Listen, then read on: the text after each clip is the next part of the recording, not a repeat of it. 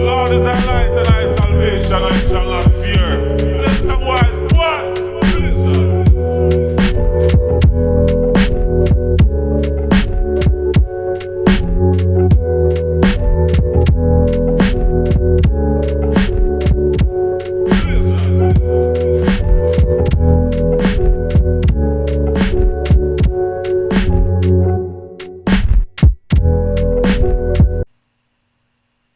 All right, Shalom. I want to give all the praise, honor, and glory to Yahweh Bahasham, Yahweh Shai, Bahasham Rakah Kodash. The double honors to the apostles and elders, the great millstone who taught me this truth. Shalom to the hopeful elect. The great noticing continues. This is the end of the road for Esau, Edom. The truth is out. Everyone is watching. There is no excuse, right? Obadiah 1 and 6, how are the things that Esau searched out? How are his hidden things sought up? Today's message is Shield of Edom. Everybody say Shield of Edom. Shield of Edom. Now this is coming from actually the term Rothschild, and we're going to talk about that today. We've kind of been on a series after the Epstein files release on Epstein and the end times and the synagogue of Satan. And this is a continuation of that series where we'll be discussing these connections. In fact, if you don't know this, in the Epstein emails, Epstein wrote Peter Thiel, who is the founder of Palantir, the surveillance company that's going to play a major role here in these last days. And he said, as you probably know, I represent the Rothschilds. And that's a very key piece of information, because what that means is there is a hierarchy to this synagogue of Satan and to these group of people who are serving the devil here on earth and creating a vast network, right? How is the Antichrist gonna obtain control of such a large portion of the earth? Well, there's a lot of groundwork that has to be done in advance. The surname Rothschild originates from German, meaning red shield. Now, most people know that, okay? Most people realize that the Rothschilds are Ashkenazis, they're German Jews, and that their last name means red shield. They've been around for a long time. They played a major role in the facilitation and founding of the current modern state of Israel, and we're going to talk about that today. But here's the part that people don't know, and we're going to make a lot of connections. So today's sermon is really going to cover not just the Rothschild family, but this long-term connection from Edom all the way to the Antichrist in the last days. And I want you guys to see these key connections. When it's translated into Hebrew, based on its etymological meaning, it corresponds to Magen Edom. Okay, what do I mean by that? The term Rothschild, that family name, means Magen Edom in Hebrew. Now, some people say it means red shield in Hebrew as well. Well, Yeah, and we always, bring this out, because everybody's watching the prophets, man. All right, the master plan of the illuminated Rothschilds, right? Straight to the point. In the second paragraph here, under, can you be more specific as to the role the Rothschilds play into all of this, right?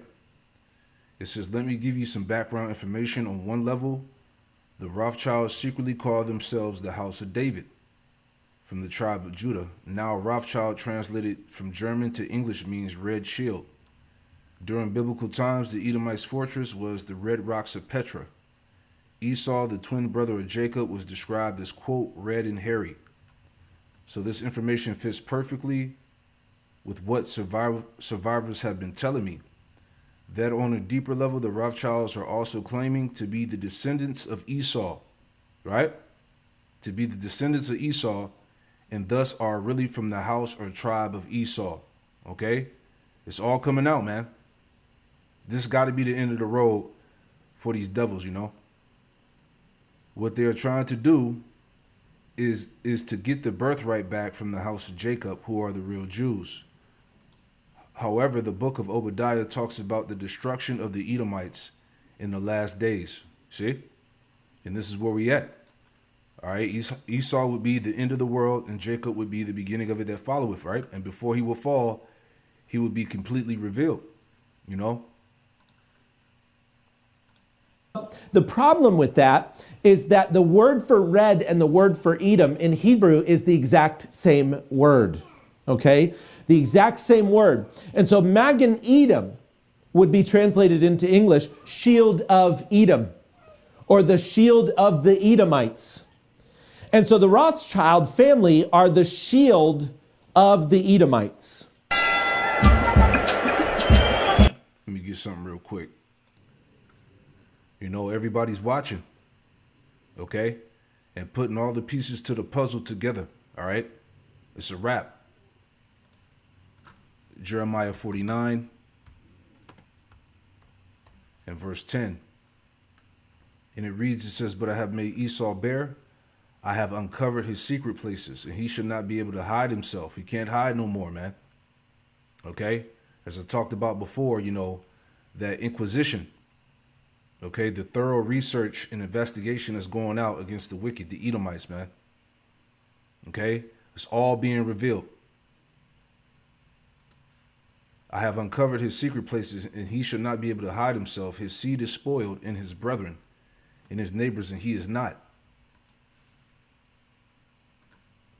And let's go back to our 1948 Israel. These are the promises.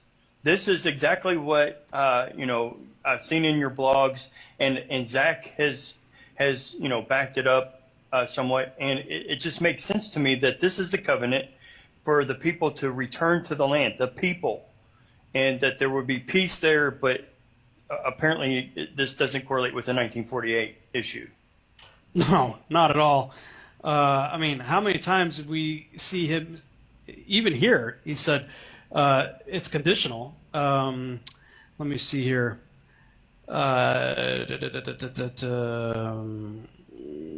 Okay, yeah, chapter 30, verse 1.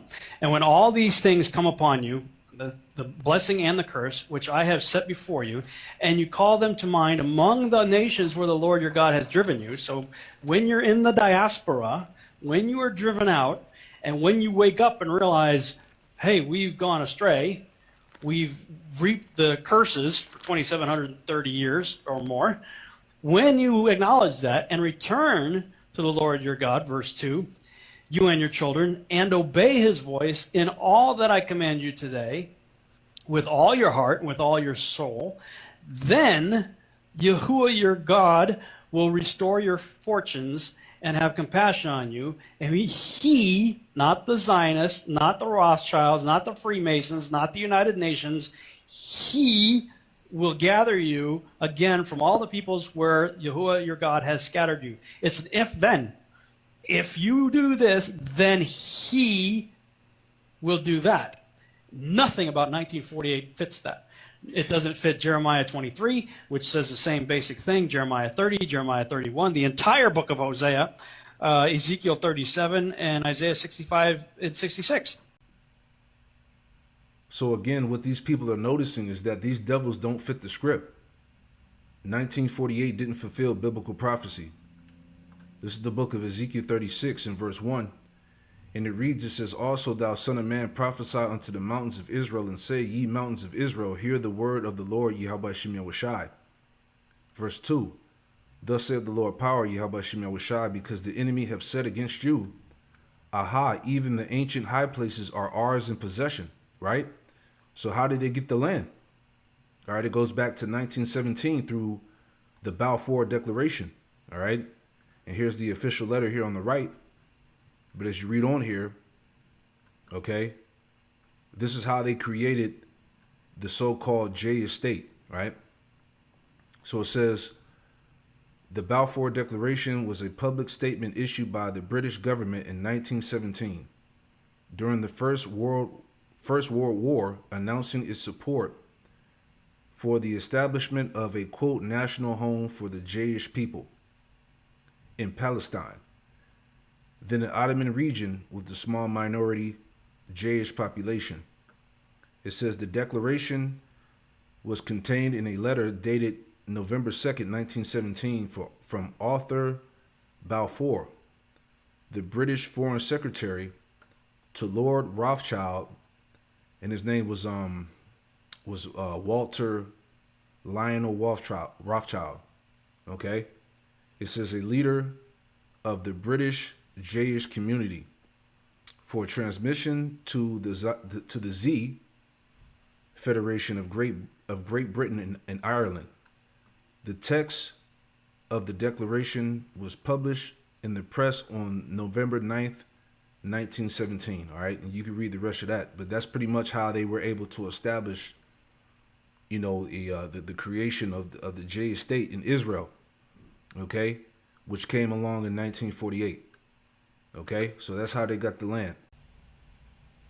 So going back, Ezekiel 36 and verse 5, and it reads, "Therefore thus saith the Lord power, Yahweh Shem Yahushai, surely in the fire of my jealousy have I spoken against the residue of the heathen, and against all of Idumea." Okay, Idumea is Greek for Edom, Esau, Edom. "And against all of Idumea, which have appointed my land into their possession." Okay, how did they get the land? 1917, through the Balfour Declaration, which set up, the creation of the so-called J estate in Israel, 1948. This is how it happened. "And against all of Idumea, which have appointed my land into their possession, with the joy of all their heart, with despiteful minds to cast it out for a prey." You see? They all say the same thing. Well, we had a dispensational teacher on last night, and he was compartmentalizing the church and the Jews. And we brought this up to him a little bit last night, kind of stumped him. And that's not what our goal was. Our goal was to get the information, because he's a great guy. Too much information is coming out. All right, this is why I've been saying that this internet doesn't have much time left, man. All right, Zechariah 9 and 6, right? Okay, this is Zechariah 9 and 6. It says, "And a bastard shall dwell in Ashdod." Ashdod is in Jerusalem, in Israel. Okay, a bastard, a illegitimate son. Okay, these people do not belong to Yahweh Shem Yahushai, all right? So a bastard son is dwelling in Ashdod, in Jerusalem. "And I will cut off the pride of the Philistines," right? Isaiah, just adding to that, Isaiah 63 and verse 17. And it reads, it says, "O Lord, Yahweh Shem Yahushai, why hast thou made us to err from thy ways, and harden our heart from thy fear? Return for thy servant's sake the tribes of thy inheritance." You see that? So the Lord, in this time that we live in now, all right, dealing with the Great Awakening and the Lord putting the breath back into us, the Lord has adopted us back, okay, through the sacrifice of Yahushai, man. It says, verse 18, "The people of thy holiness have possessed it but a little while," right? We had, under King David and King Solomon, we had 40 years of peace, and that was it. It says, "The people of thy holiness have possessed it but a little while. Our adversaries have trodden down thy sanctuary," going back to 70 AD. Verse 19, the point, it says, "We are thine." Excuse me. "We are thine, thou never bearest rule over them." Okay, these damn Edomites, these devils. "Thou never bearest rule over them. They were not called by thy name." You see that? So again, as we were just watching in this quick lesson that I did last year, okay, 1948 didn't fulfill biblical prophecy. Now let that sink in. Okay, people are talking about this all over the earth, man. All right, they are not the true biblical Israelites. Okay, and that's why this thing is, like I said, it's definitely, the internet is definitely coming to an end, man. It's a wrap out here, man. Right? Let's get this next clip real fast. I saw this on the feed earlier. This is from the Jimmy Dore show. Huckabee can explain Jay's right to land to Israel land, right? Because there are a lot of people in the territory that Israel controls today, particularly in the West Bank, who, through genetic testing, we can know their families have been here for thousands of years. We don't know whether they practiced Judaism, whether they were Samaritans, pre-Islam. We don't know that. A lot of them we know have been Christians for 2,000 years. They have less of a right to the land than someone whose ancestors, the only thing we know about them is they lived in Latvia or Poland. They're Eastern European. How does that work? They're Jewish. in Israel that you're not allowed to get a DNA test to track your genealogy without a court order. So this is from the Jerusalem Post. Want to fully understand your family genealogy? Not without a court order. According to some ancestry websites, there are indicators to tell you if you possess Jewish DNA or not, but you need a court order. And why is that? Because they don't want people to know that the Jews who live in Israel aren't from there. They're not Semitic. You know who is Semitic? The Palestinians. And so Tucker Carlson was interviewing Mike Huckabee, the United States ambassador to Israel, although it sounds like he's representing Israel and not the United States at all. He's 100% traitor to the United States. He is there representing the interests of Israel. And so he tries to find out, like, well, who, if you're using the Bible and God promised the Jews, how do we know Benjamin Netanyahu is one of those Jews? How do we know he comes from his ancestors come from there? How do we know they don't come from Russia or Ukraine or anywhere else? So let's listen. In the entirety of the world, there are about 16 million Jews total, and 8 million of them live here. The rest live mostly in New York or South Florida and a few other places. Okay. So this is a small population of people. And you know how tough it is for the Jews in South Florida and New York. You know how tough it is. Yeah. They don't feel safe. They don't feel safe in New York or South Florida. Oh, I caught something. Or how or Hollywood. Yeah, real quick, I forgot one scripture. All right, Lamentations 5, verses 1 and 2. Lamentations 5 and 1. Remember, O Lord, Yahweh Shemel Washai, what has come upon us. Consider and behold our reproach. All right, going back to the curses, man.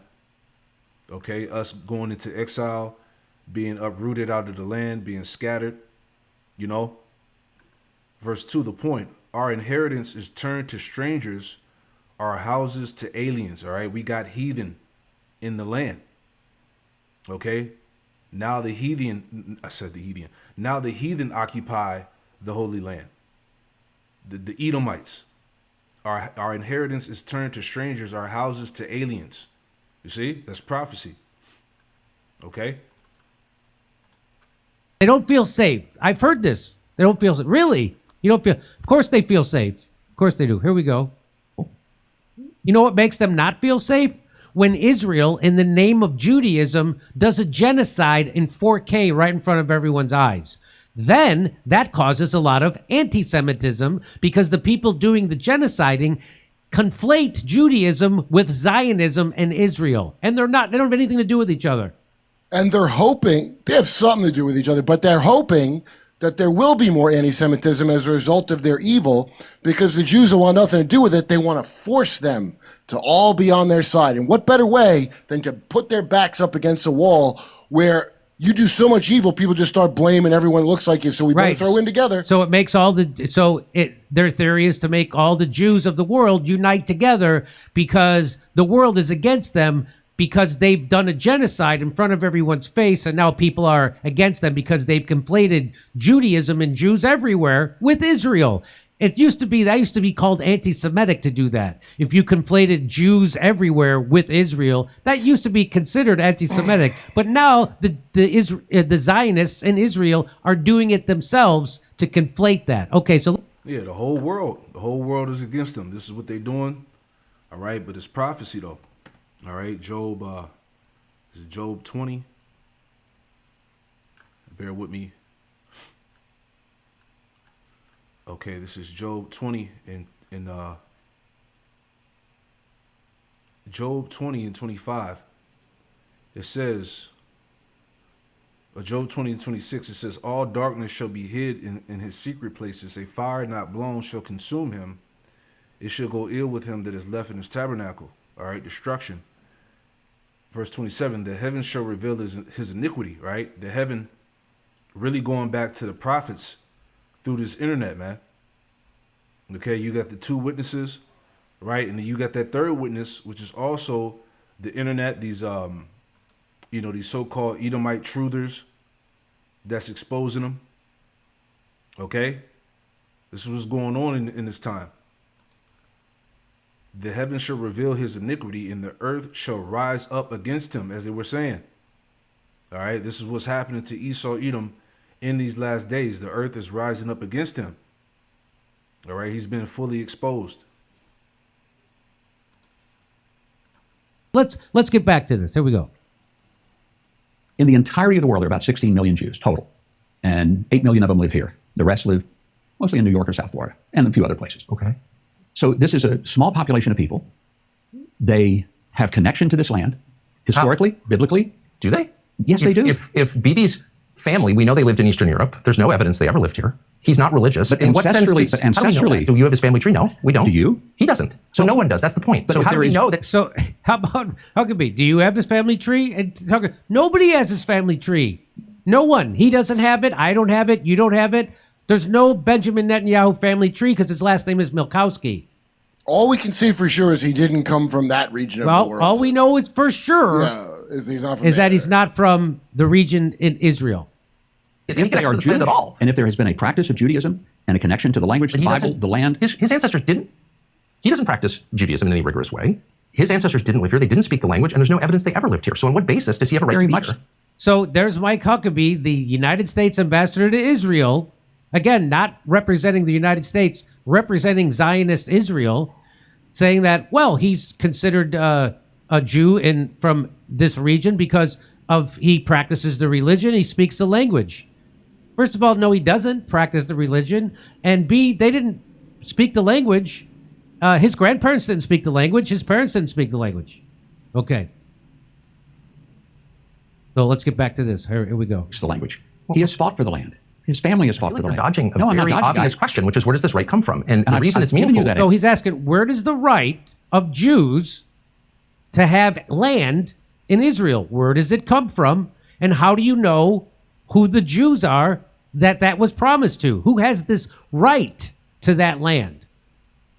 Because there are a lot of people in the territory that Israel controls today, particularly in the West Bank, who, through genetic testing, we can know their families have been here for thousands of years. We don't know whether they practiced Judaism, whether they were Samaritans, but pre-Islam. We don't know that. A lot of them we know have been Christians for 2,000 years. They have less of a right to the land than someone whose ancestors, the only thing we know about them is they lived in Latvia or Poland. They're Eastern European. How does that work? They're Jewish. By what definition? Isn't that amazing? That's amazing. So the people who actually have a DNA that connects them to that land, they happen to be Christian or Muslim or something else, they'd have less of a right to it than someone like Benjamin Netanyahu, who has no connection to that land, who comes from Eastern Europe. Right. So the bottom line is the bottom line is this: through the back and forths about them arguing if these people are the real biblical Israelites or not. All right, they know what the truth is, man. They know what it is. All right, just like these Edomites, they know that them tiny tops are not the people. They know that we are the true biblical Israelites, the so-called Negro, Latino, Native Americans, Hispanics. All right, of Negro, Hispanic, so-called Latino descent. All right, they know who the true Israelites are, man. All right, despite all of this, controversy and madness that's going on. All right, they know the deal. And just like the Lord said in Deuteronomy, let's get that. And we'll wrap this up because, hey, our enemies are being found as liars, period. And that's all it is. Okay? Just like the apostle said, man, the truth is out. Everyone is watching. There is no excuse. And that's it. All right, Deuteronomy 33 and verse 29. It says, "Happy art thou, O Israel, who is like unto thee, O people saved by the Lord, Yahweh Shemel Washai, the shield of thy help, and who is the sword of thy excellency, and thy enemies shall be found liars unto thee, and thou shalt tread upon their high places." Right? So that's it, man. Straight to the point. It's all out there, man. Okay? That that Inquisition is going out against Esau, the wicked, and he's being found out. So, hey, this is it, man. This is the end of the road, okay, for Esau, Edom. Shalom.